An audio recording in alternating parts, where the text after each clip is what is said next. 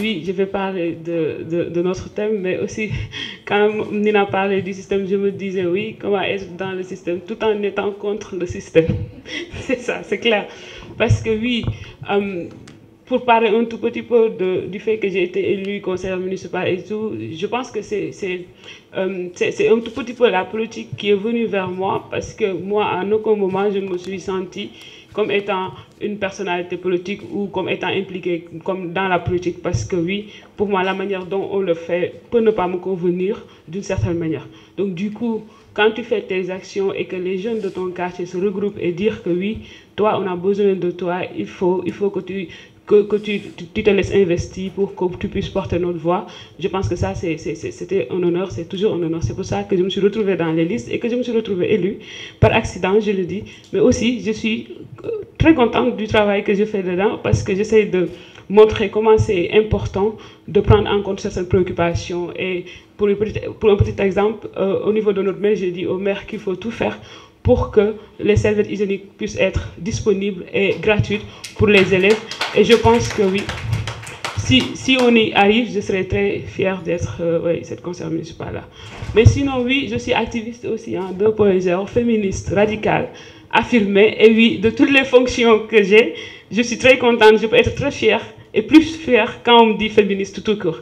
Oui, parce que pour moi, il est important de s'approprier du terme, il est important de montrer que oui, vous pouvez vous dire que oui, vous les féministes, c'est là, vous êtes ceci, vous êtes cela, mais si nous ne sommes pas ainsi, cela ne doit pas nous pousser à ne pas accepter ce terme parce que les gens l'ont défini d'une autre manière. Il faut l'accepter et redéfinir ça avec eux et leur dire oui, je suis féministe. Et ça, c'est ça ma conception du féminisme. Parce que souvent je dis que oui, le féminisme, c'est comme un tout petit peu la philosophie. Parce que chacun y va avec ses convictions, chacun y va avec sa propre définition. Donc il ne faut pas refuser le terme, il ne faut pas ne pas accepter d'être féministe. Il faut juste travailler pour conceptualiser, travailler pour montrer ce que tu entends par féminisme. Et c'est pour ça que je théorise un tout petit peu ce qu'on appelle le féminisme pratique. Parce que je me suis dit, oui, si c'est pratique, si c'est visible, certaines personnes pourraient peut-être ou pas comprendre. Ces gens-là qui sont de bonne foi, qui s'intéressent aux thématiques, peuvent comprendre. Mais il faut noter aussi qu'il y a d'autres personnes qui ne veulent pas comprendre, qui ne vont pas comprendre et qui ne feront rien pour comprendre. Et pour ces personnes-là, il faut les laisser là-bas. Mais il y a d'autres pour qui, quand même, on peut travailler à conceptualiser, à rendre visible le féminisme. Comment ? Oui, parce que quand on parle de féminisme, on s'attaque au système. Parfois, les hommes disent que oui, vous êtes contre nous.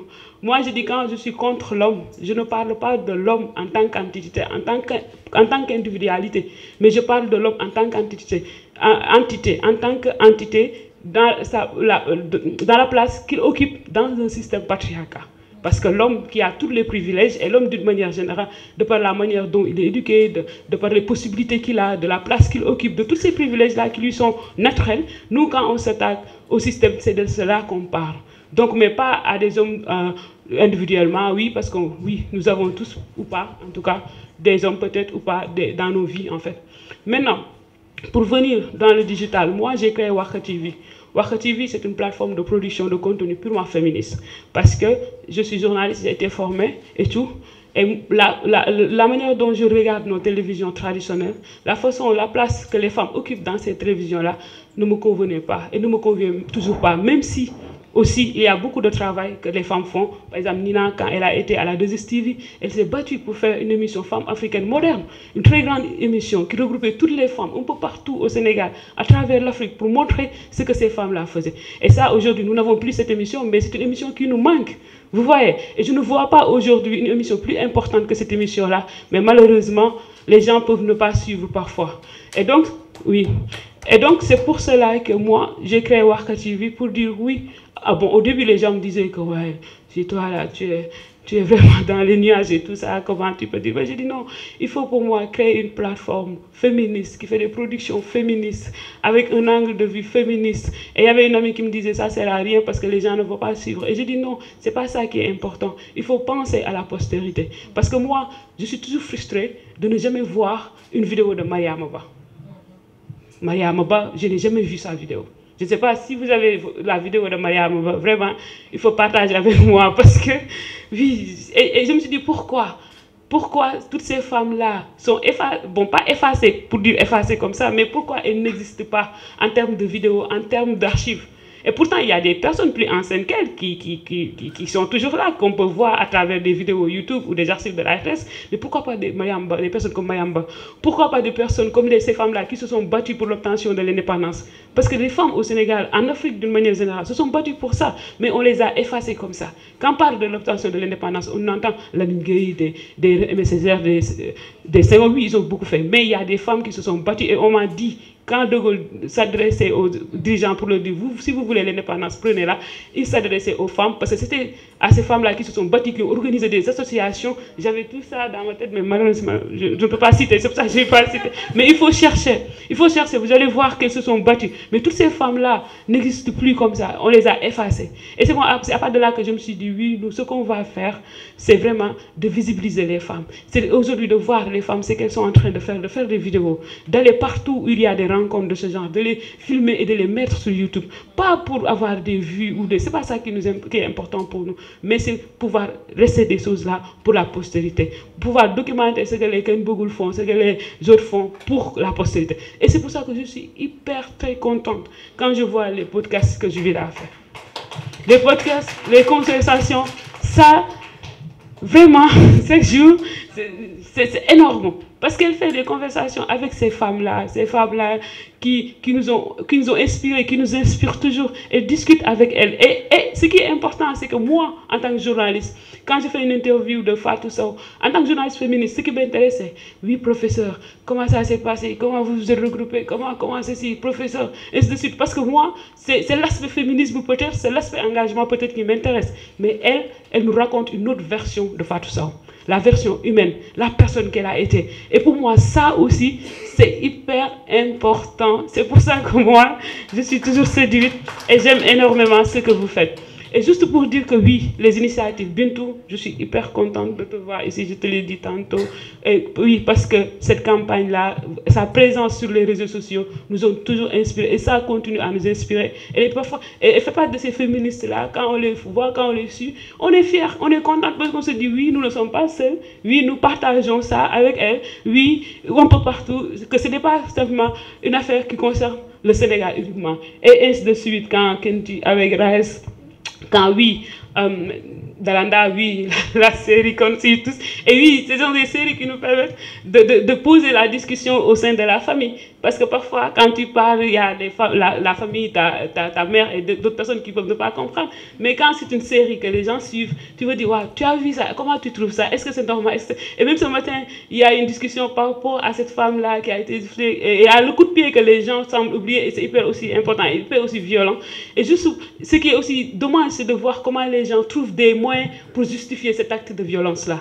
Et oui, c'est comme ça, à chaque fois qu'on parle de féminisme, à chaque fois qu'on parle de viol, même de féminicide, il y a des gens qui justifient ça. Dans ton cas, Wasso disait parce que non, ils n'ont pas donné ces raisons. Ils n'ont pas dit que oui, son mari l'a tué parce qu'il n'a pas d'enfant ou parce que ce sont les journalistes. La manière dont ils ont écrit l'article, c'est comme si, oui, une femme de 18 ans a été tuée après 2 ans de mariage sans avoir d'enfant. Donc, ils essayent dans leur angle de traitement de trouver des justifications. Et oui, nous, c'est à tout ça qu'on veut s'attaquer, c'est pour ça qu'on a créé cette plateforme, pour essayer de raconter les histoires d'une autre manière, essayer de produire, essayer de documenter. Et pour cette année, même avec les campagnes de séjour d'activisme, on essaie aussi d'aller à profondeur, dans le Sénégal, de profondeur, montrer ce que ces femmes-là font.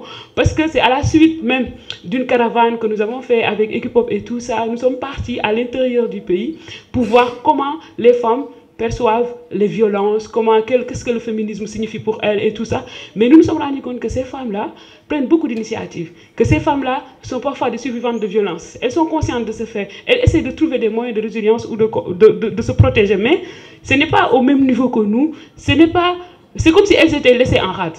Et pourtant, elles font de très belles choses. Et c'est à la suite de ça que nous nous sommes dit que pour cette année, on va aller dans le Sénégal des profondeurs, essayer de montrer la violence telle qu'elle est vécue là-bas, essayer de montrer quelles sont les initiatives qu'elles prennent pour leur autonomie financière, pour ainsi de suite, ainsi de suite. Et donc, c'est ce travail-là que nous sommes en train de faire. Et juste pour dire que oui, le digital, aujourd'hui, c'est vraiment un outil qui nous a permis d'approfondir notre connaissance, parce que aussi le féminisme, c'est un processus, c'est des recherches, c'est un peu la lecture ou pas. En tout cas, c'est les discussions aussi. C'est essayer de voir quel est le travail que nos prédécesseurs ont fait, qu'est-ce qui s'est passé et tout ça.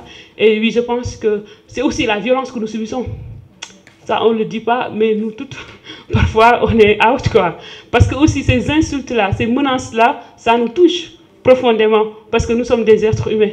Et parfois, nous sommes là quand tout le monde a besoin de nous, mais parfois, personne n'est là. Parce que quand on parle de nos traumatismes, certains vont dire que oui, c'est des cas précieux, c'est des personnes qui sont ceci. Alors que oui, on souffre. On souffre parce qu'on nous menace, on souffre parce qu'on nous insulte, mais on souffre parce que les autres nous racontent les histoires alors qu'on ne peut absolument rien faire concrètement pour elles. Donc c'est beaucoup de violence, c'est de l'engagement, c'est aussi de la détermination. Et oui, c'est ça notre quotidien. Merci.